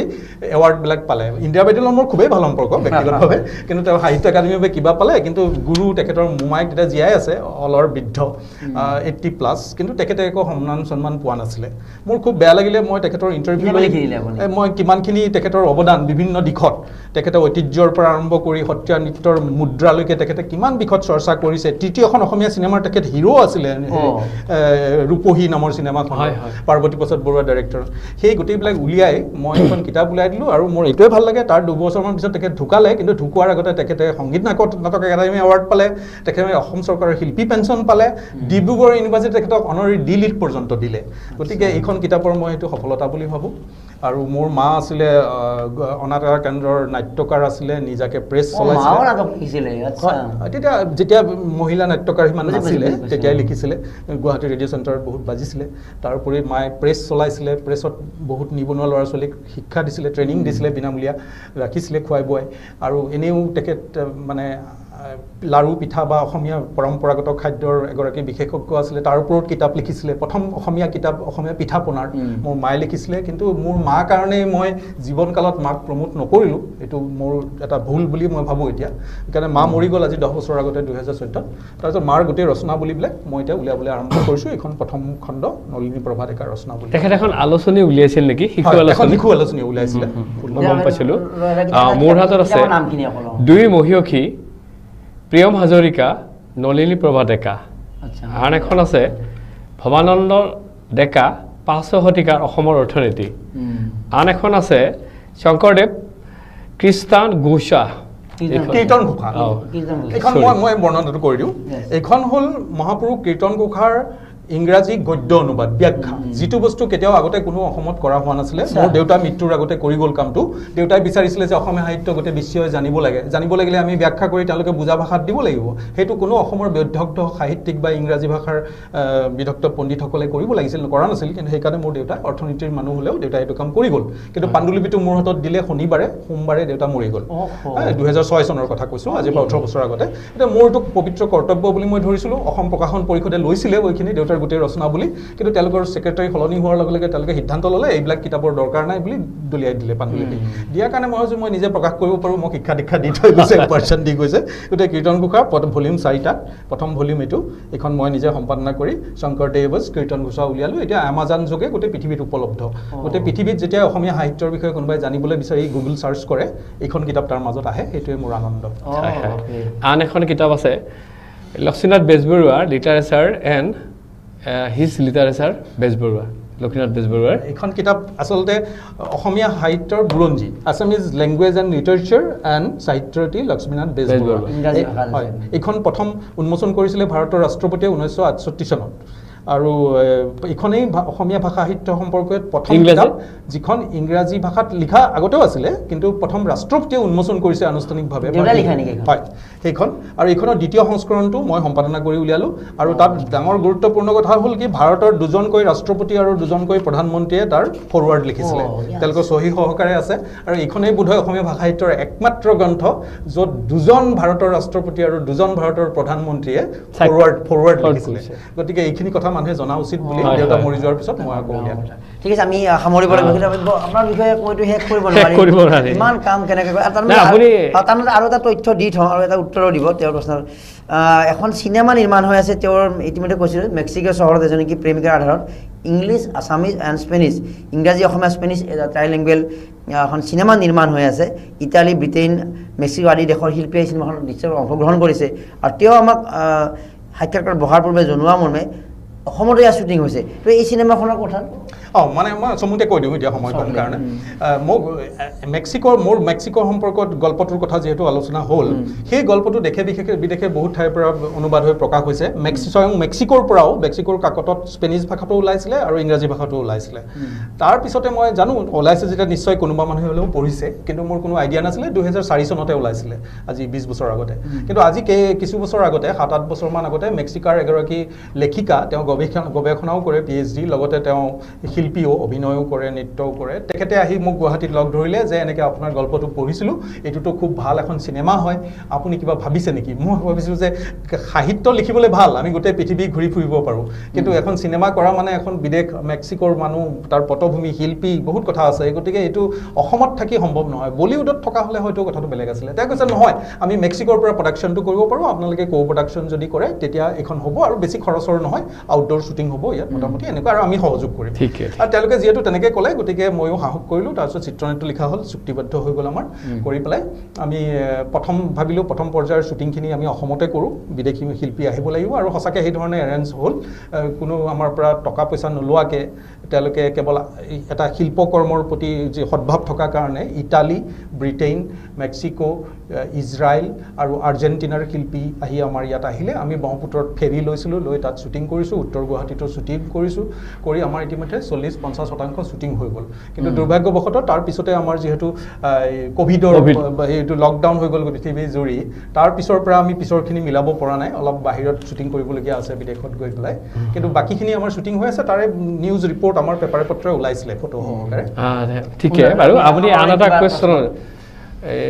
এতিয়া কাকতে পত্ৰে বা সৰ্বত্ৰ চৰ্চা হৈছে যে ভাৰত আপুনি এগৰাকী সংবিধানৰ মানে ৰক্ষক হিচাপে আপুনি এগৰাকী অধিবক্তা কিন্তু এতিয়া কাকতে পত্ৰে চৰ্চা হৈছে যে ভাৰতীয় গণতন্ত্ৰৰ সংকট আহি পৰিছে যে বাক স্বাধীনতা ৰুদ্ধ কৰিব বিচাৰিছে এটা ৰাষ্ট্ৰীয় দলে বা এটা সংগঠনে এই সম্পৰ্কত আপুনি কি ক'ব মানে এতিয়া মোৰ কথাটো হ'ল কি মই নাগৰিক যি হিচাপে কথা কওঁ মই এতিয়া নাগৰিক হিচাপে কওঁ কোনো প্ৰফেশ্যন লৈ মোৰ শিক্ষাগত অৰ্হতা লৈ মই নকওঁ কোৱাটো উচিত নহয় কিন্তু মই বিশেষ ৰাজনৈতিক দল বুলি নকওঁ কিন্তু গণতন্ত্ৰৰ আমাৰ ব্যৱস্থাটো যে যথেষ্ট দুৰ্বল সেইটো বিষয়ে মই লিখা মেলা কৰিছোঁ মোৰ আগৰ পৰা প্ৰবন্ধ পাতি ওলাইছে মই এটা কথাই কৈছোঁ যে যেতিয়ালৈকে নিৰ্বাচন ব্যৱস্থাটোত প্ৰাৰ্থীয়ে নিজে টকা ঘটি পেলাই খৰচ কৰি নিৰ্বাচন খেলা ব্যৱস্থাটো থাকিব তাৰমানে যিজনৰ টকা নাই তেওঁ নিৰ্বাচন খেলিব নোৱাৰে ডাল দৰিদ্ৰজন কেতিয়াও নিৰ্বাচিত প্ৰাৰ্থী হ'ব নোৱাৰে পোষ্টাৰখন ছপাবলৈ পইচা লাগিব গাড়ী এখন ভাড়া কৰি কেম্পেইন কৰিব যাব পইচা লাগিব গতিকে এই ব্যৱস্থাটো সলনি হ'ব লাগে ষ্টেট স্পন্সৰ্ড হ'ব লাগে যিকেইজন কেণ্ডিডেট উঠিব তেওঁলোকৰ গোটেই খৰচ চৰকাৰে বহন কৰিব যাতে সকলোৱে সমান পায় লেভেল প্লেইং ফিল্ড বুলি যিটো কোৱা হয় সেইটো আমাৰ নোহোৱাটোহে আমাৰ দুৰ্বলতা মই নাভাবোঁ যে এটা দল বেয়া সেইটো দল ভাল কাৰণ আজি এইটোক বেয়া বুলি কৈছে কাইলৈ সেইটোকে ভাল বুলি ক'ব যোৱাকালি যিটোক বেয়া কৈছিলে আজি তেওঁলোককে ভাল বুলি কোৱা হয় গতিকে মই কোনো ৰাজনৈতিক বিষয়লৈ নোযোৱাকৈ মই জেনেৰেলি মই এজন নাগৰিক হিচাপে কওঁ যে আমাৰ নিৰ্বাচনী ব্যৱস্থাটোৰ আমাৰ সলনি কৰাৰ প্ৰয়োজন কৰি পেলাই তাত ধনৰ ব্যৱহাৰটো একেবাৰে সম্পূৰ্ণ বন্ধ হ'ব লাগিব মই যদি আজি 1 লাখ টকা কিবা এটা কামত খৰচ কৰোঁ মই বিচাৰিম যে কাইলৈ ঘূৰি আহক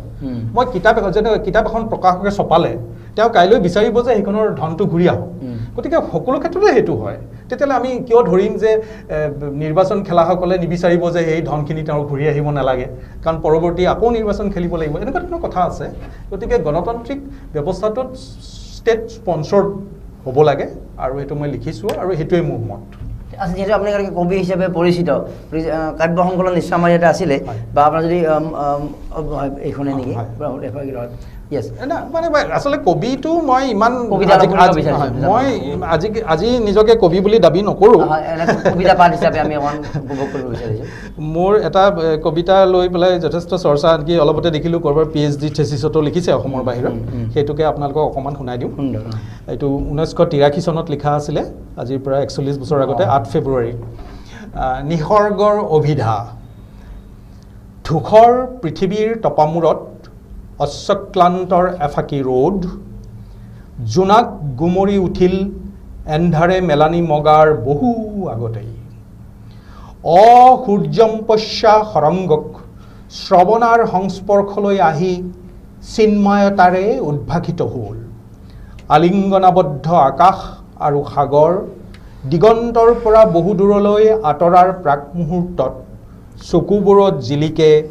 পিয়লা ভৰা আশাৰ জিলিকনি ধন্যবাদ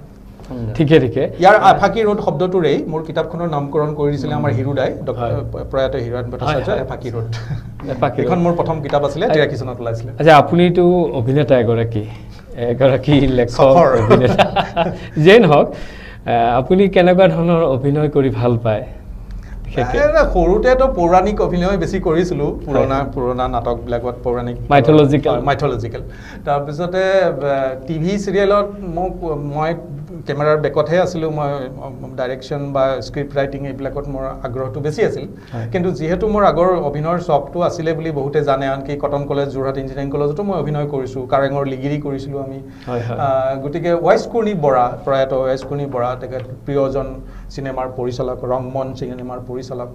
তেখেতেই মোক ক'লে যে নহয় তুমি কেমেৰাৰ সন্মুখত ওলাব লাগিব তোমাৰ কাৰণে ধুনীয়া ৰোল এটা আছে ৰোলটো কি আকৌ ময়ে স্ক্ৰিপ্ট লিখিবলগীয়া হৈছিলে তেখেতৰ চিৰিয়েল এখনত এটা কোৰ্ট ৰুম চিন তাৰ এজন উকিল এজন হাৰিব তেওঁৰ প্ৰতিদ্বন্দ্বীগৰাকী মহিলা উকিল তেওঁ জিকিব লাগে গতিকে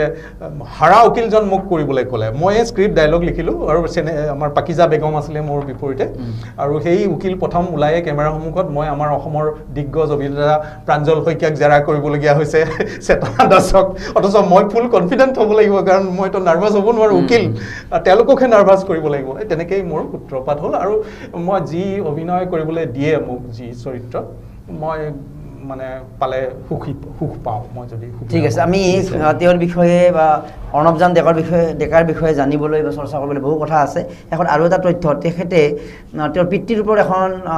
এখন উপন্যাস ৰচনা কৰিছিল সেই হ'ল ভৱ আনন্দ সংবাদ আৰু এই কিতাপখন ডিব্ৰুগড় বিশ্ববিদ্যালয়ৰ PhDৰ গৱেষণাৰ বিষয় কোনোবা ছাত্ৰী হয়তো এই কিতাপৰ ওপৰত PhD লাভ কৰিছে গৱেষণা কৰিছে বুলি এয়া বহু তথ্য আচলতে বহু তথ্য তেওঁৰ বিষয়ে আছে আৰু এই তথ্য সমৃদ্ধ হৈ নিজৰ কামেৰে আজি তেওঁ এইদৰে অসমীয়া সমাজ জীৱনৰ বাবে তেওঁৰ যিখিনি মগজু সেই মগজুৰে হয়তো বহু সীমা অতিক্ৰম কৰি বহু দূৰণিৰ পৰা থাকিব পাৰিলেহেঁতেন কিন্তু তেওঁ প্ৰথমে উল্লেখ কৰিছে যে অসম প্ৰেম আছে আৰু শেষত আৰু এটা তথ্য যে যিহেতু আপোনাক বিশেষ তথ্য দি শেষ কৰিব নোৱাৰি কমল হাছানৰ আপুনি এটা সাক্ষাৎকাৰ লৈছিলে আৰু কমল হাছানৰ সেই সাক্ষাৎকাৰটো চিত্ৰ সংবাদ নামে এখন কাকতত প্ৰকাশ পাইছিলে আৰু সেই সময়ত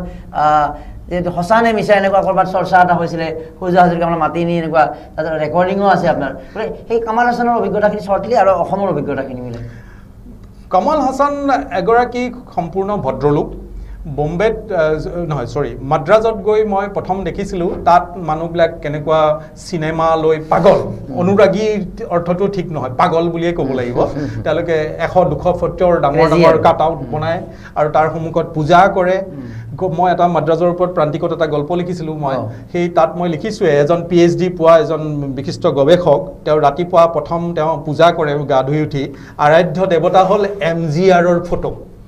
আৰু মোক কৈও দিছে হি ইজ মাই গড তেওঁৰ কাৰণে মই আজি PhD কৰি সমাজত ইমান ডাঙৰ গৱেষক প্ৰতিষ্ঠা হ'লোঁ সেইটো সঁচা কাহিনী যিটো মই গল্প কৰি প্ৰান্তিকত লিখিছিলোঁ গতিকে সেই সমাজত সেই চিনেমা ক্ৰেজিবিলাকৰ মাজত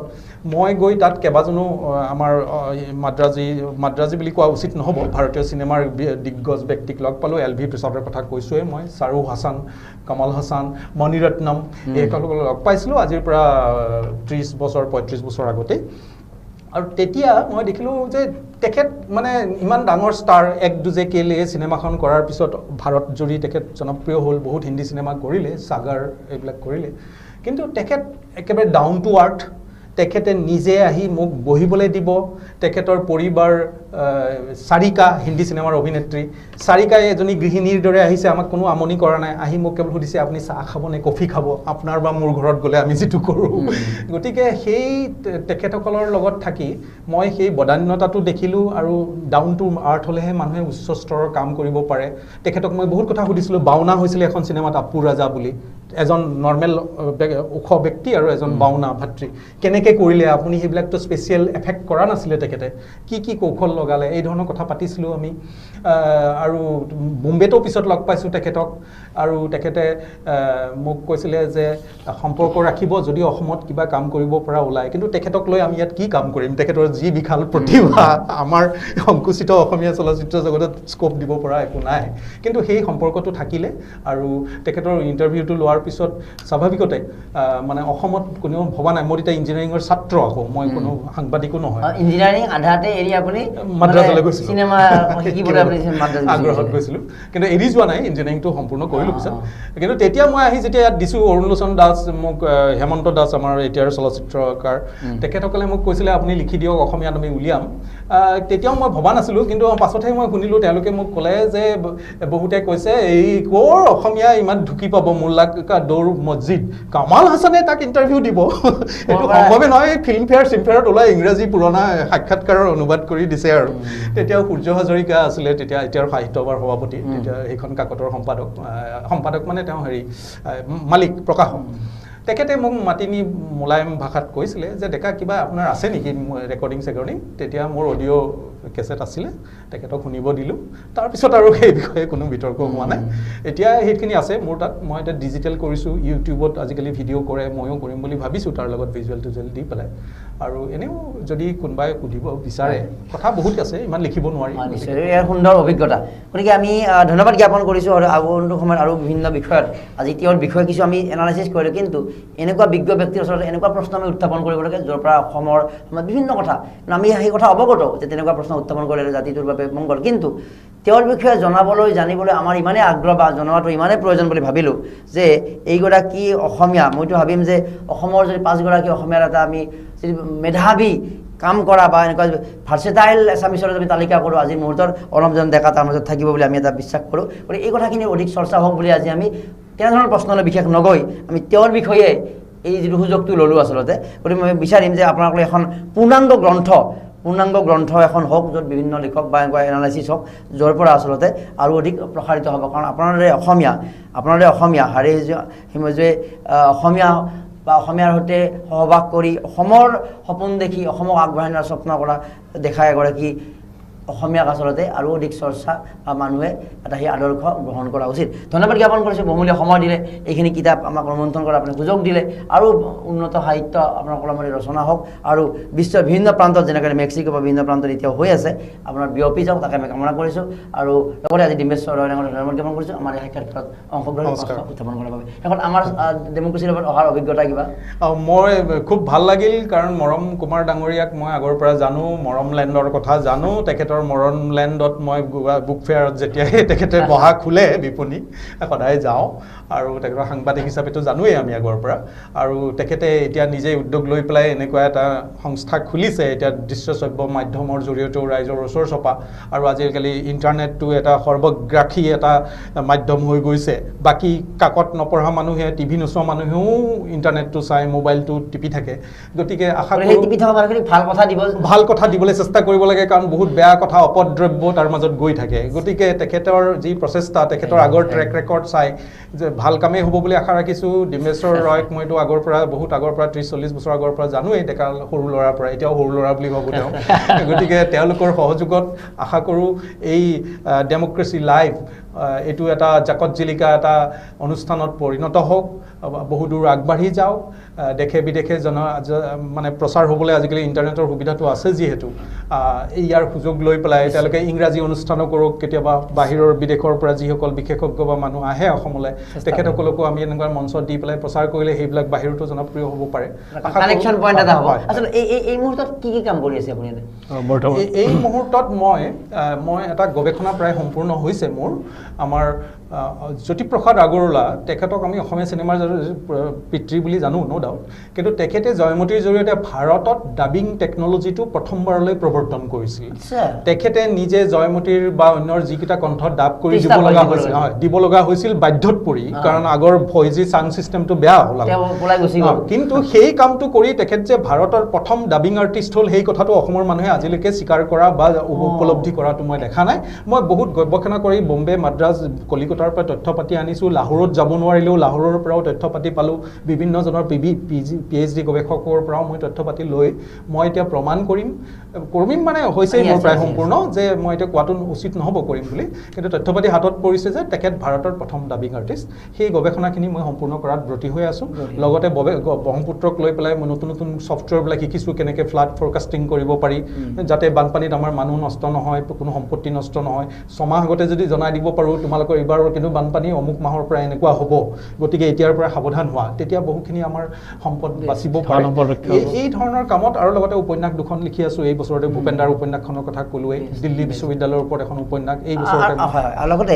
এইখিনি আপোনাৰ এটা ব্যক্তিগত প্ৰতিভা কিন্তু এগৰাকী ব্যক্তিৰ সম্পূৰ্ণতা তেতিয়াহে আমি শংকৰদেৱৰ জীৱনেই হওক বা বিভিন্ন ব্যক্তিৰ জীৱন অধ্যয়ন কৰিলে তেওঁৰ যিটো ছ'চিয়েল যিটো কানেকশ্যন এইটো কথা হয় যে আপুনি ইমান মেধাৱী হৈ অসমলৈকে আহিছে তাতেই আপোনাৰ ছ'চিয়েল কানেকশ্যন অসম প্ৰেম বুজায় তথাপিতো সামাজিকভাৱে এতিয়া কাৰোবাক মই কেতিয়াবা অসহায় ব্যক্তিজনক অলপ সহায় কৰিছোঁ বা কেতিয়াবা আমি এনেকুৱা গৈছোঁ সেই ছ'চিয়েল কানেকশ্যনটো কিমান আপুনি এইটো আচলতে মই কোৱা উচিত নহয় যিসকলে আগ্ৰহী মানে মইতো সেইটো কৰি থাকোঁ অলপতে দেখিছোঁ টিভিত আমাৰ বিশিষ্ট সাংবাদিক মহিলা সাংবাদিক সবিতা লহকৰে তেখেতে মোৰ কথা উল্লেখ কৰিছে অলপতে যে তেখেতৰ বেয়া অৱস্থাত কোনো যেতিয়া আগবাঢ়ি অহা নাছিল তেখেতক সহায় কৰিবলৈ এটা মই নকওঁ কি কাৰণ এটা ডাঙৰ কেলেংকাৰী এটা এতিয়া মই কিন্তু তেখেতক সহায় কৰিছিলোঁ সেইটো মই কোৱা কথা নহয় নহয় অৱশ্যে তেখেতে স্বীকাৰ কৰিছে মানে মই সেই বুলিয়ে নকওঁ এডভকেচি বুলিয়ে নকওঁ যি মোৰ সামৰ্থ্য আছে যি সামৰ্থ্যৰে মই এতিয়া মই দুখীয়া ছোৱালী MA যদি কৰিব খুজিছে অসমীয়া বা ইংৰাজীত বিশেষকৈ দেই পইচা নাই ঘৰৰ সম্বল নাই কিন্তু MA কৰিব তেওঁৰ মন আছে কৰিলে তেওঁ হয়তো কলেজৰ অধ্যাপিকা হ'ব বিশ্ববিদ্যালয়ৰ পিছৰ সুবিধাখিনি পাব তেওঁলোকক 2 বছৰৰ কাৰণে মই মাৰ নামত মই স্কলাৰশ্বিপ দিওঁ সেইটো ভাল খবৰ সেইটো মই মাহত 5,000 কে এইটো আজি অসমৰ ৰাইজক দ্বিতীয়তে মই দেউতাৰ ওপৰত প্ৰতি বছৰে 1.5 লাখ টকা দিয়াৰ এটা ফেলোশ্বিপ খুলিছো তেওঁলোকে কিন্তু অসমৰ অৰ্থনীতিক লৈ গৱেষণা কৰিব লাগিব মোৰ দেউতাই যিটো লাইনত মোৰ দেউতাই অসমৰ প্ৰথম গৱেষণা কৰিছিল সেই দিশতে যদি গৱেষণা কৰিবলৈ আগ্ৰহী অৰ্থনীতিৰ ছাত্ৰ ছাত্ৰী ওলায় তেওঁলোকক অসমৰ অৰ্থনীতি লৈ স্পেচিফিকেলি কৰিব লাগিব তেতিয়াহ'লে তেওঁলোকক মই 1.5 কোটি গৱেষণা মানে PhD ৰ কাৰণে আনুষ্ঠানিক তেতিয়া মই তেওঁলোকক 1.5 লাখ টকাৰ মানে ফেলোশ্বিপ আকৌ এবাৰ কৈ দিয়ক মাৰ নামত মোৰ দেউতা অধ্যক্ষ ভৱানন্দ ডেকা ফেলোশ্বিপ এটা মই ঘোষণা কৰিছোঁ কাকতত আগতে ওলাই গৈছে যে যিসকলে অসমৰ অৰ্থনীতিক লৈ পেলাই মোৰ দেউতাই পায়োনিয়াৰ আছাম ইকনমিষ্ট হিচাপে অসমৰ পথপ্ৰদৰ্শক অৰ্থনীতিবিদ হিচাপে যি গৱেষণা আৰম্ভ কৰি থৈ গৈছিল সেই দিশত গৱেষণা কৰি PhD ল'বলৈ যিসকল আগ্ৰহী ছাত্ৰ ছাত্ৰী আছে বা ইতিমধ্যে এডমিশ্যন লৈছে বা বিষয় নিৰ্বাচন কৰিছে তেখেতসকলক মই 1.5 লাখ টকাৰ এটা ফেলোশ্বিপ দিম বা ইতিমধ্যে ঘোষণা হৈ আছে আৰু আজিলৈকে কিন্তু মোৰ দাবী মোৰ আসলে অহা নাই তেনেকুৱা আৰু মোৰ মা নলিনী প্ৰভা ডেকা যিগৰাকী এগৰাকী লেখিকা আছিলে শিশু সাহিত্যৰ লেখিকা আছিলে শিশু আলোচনীৰ সম্পাদিকা আছিলে অনাতাঁৰ নাট্যকাৰ আছিলে লগতে অসমৰ প্ৰথমটো ৰাজনৈতিক সংগঠন মহিলাৰ জড়িত পূৰ্বাঞ্চলীয় লোক পৰিষদ নিৰ্বাৰণ তাৰ মহিলা যিটো সংগঠন অসম পূৰ্বাঞ্চলীয় মহিলা পৰিষদ তাৰ প্ৰতিষ্ঠাপক সভানেত্ৰী মোৰ মা আছিলে নলিনী প্ৰভা ডেকা যদিও পিছত ৰাজনীতিত নাই সেই মাৰ নামত মই মাহত 5,000 টকাকে তেনেকুৱা দুৰ্গত পৰিয়ালৰ ছাত্ৰীক দিব পাৰোঁ যিসকলে MA কৰিবলৈ ওলাইছে কিন্তু MA কৰিব পৰা নাই ধৰণৰ অভাৱত তেওঁলোকক 5,000 টকাকে মই বৃত্তি দিবলৈ হাজু নহয় মই ইতিমধ্যে ঘোষণা কৰিছোঁ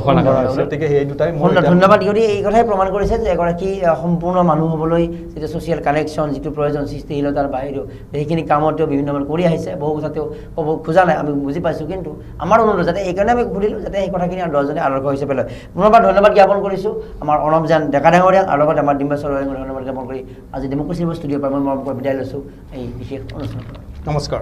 ধন্যবাদ